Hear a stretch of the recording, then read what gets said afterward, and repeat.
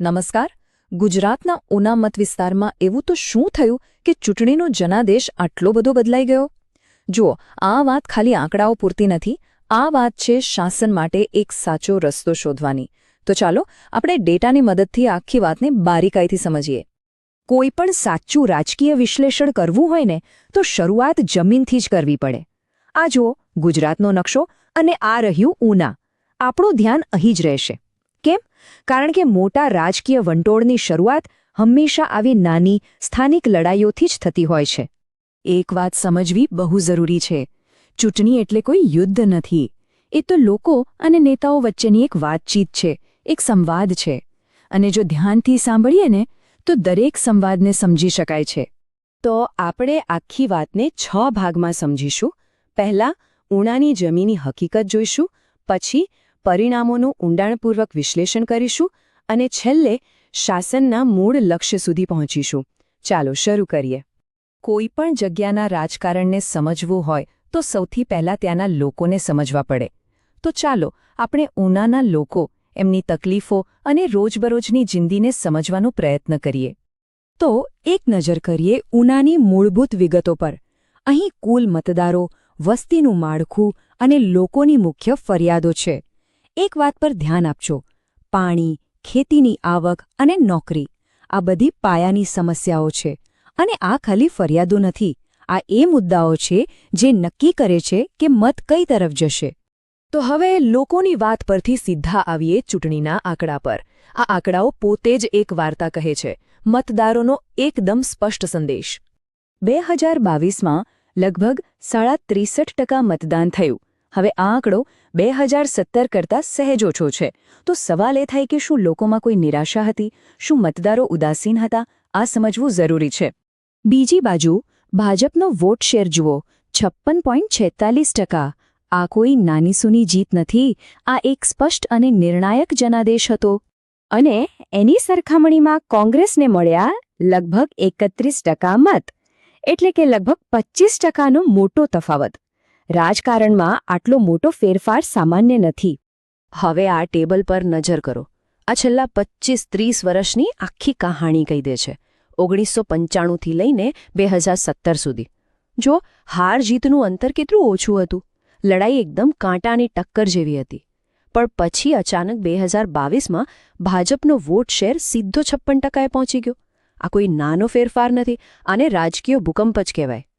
આ ચાર્ટ એ જ વાતને વધુ સ્પષ્ટ રીતે બતાવે છે. 2017 અને 2022 વચ્ચે શું બદલાયું? એક પક્ષનો ગ્રાફ નીચે જાય છે અને બીજાનો એકદમ ઉપર. તો હવે મૂળ સવાલ પર આવીએ. આવું થયું કેમ?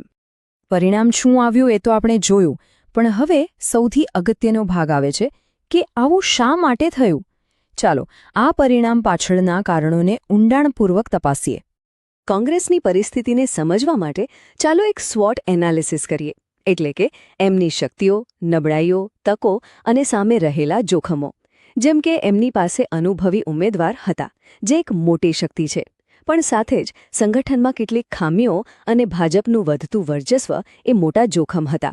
અને હા, જ્યારે આપણે આવું કોઈપણ વિશ્લેષણ કરીએ ત્યારે એ યાદ રાખવું બહુ જરૂરી છે કે દરેક વ્યક્તિના ગૌરવનો આદર થાય અને આપણી વાતચીત જવાબદારીપૂર્વક થાય. આ આપણા બંધારણના મૂળભૂત મૂલ્યો છે. હવે એ જોઈએ કે કયા સંસાધનો એવા હતા જે ખરેખર અનન્ય હતા, જેની નકલ કરવી મુશ્કેલ હોય. જુઓ, પાર્ટી કેડર તો બંને પક્ષો પાસે હોય, પણ અહીં ઉમેદવારનું પોતાનું જે અંગત નેટવર્ક હતું અને જમીની મુદ્દાઓની જે ઊંડી સમજ હતી, એ જ એમની સાચી અને દુર્લભ સંપત્તિ હતી.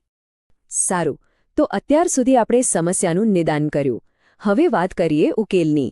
મતદારો સાથે ફરીથી જોડાણ કેવી રીતે સ્થાપિત કરી શકાય, એના માટે એક સ્પષ્ટ અને નક્કર યોજના જોઈએ. આના માટે એક 4મુખી દ્રણનીતિ અપનાવી શકાય, જેને આપણે ચતુર્મુખ સિદ્ધાંત કહી શકીએ. મતલબ કે 4 મોરચે એક સાથે કામ કરવું પડે. પહેલું, બૂથ લેવલ પર ચૂંટણીની તૈયારી. બીજું, સંગઠનને ફરીથી મજબૂત કરવું. ત્રીજું, લોકો સુધી પોતાની વાત પહોંચાડવી. અને ચોથું, મર્યાદિત સંસાધનોનો શ્રેષ્ઠ ઉપયોગ કરવો. અને આ રણનીતિને જમીન પર ઉતારવા માટે આ રહી 90 દિવસની એક યોજના. આમાં મુખ્ય ગામોમાં ડોર ટુ ડોર સંપર્કથી લઈને સ્થાનિક આગેવાનો સાથે બેઠક અને ડિજિટલ માધ્યમોનો ઉપયોગ બધું જ સામેલ છે. આ ખાલી કાગળ પરની વાતો નથી, આ એક નક્કર એક્શન પ્લાન છે. સંગઠન અને રણનીતિ તો ઠીક છે, પણ સૌથી મોટી લડાઈ તો લોકોના દિલ અને દિમાગ જીતવાની હોય છે, એટલે કે નેરેટિવની લડાઈ. એવી કઈ વાત છે જે લોકોના મનમાં ઉતરી જાય? અહીં નેરેટિવની લડાઈનો એક નમૂનો છે.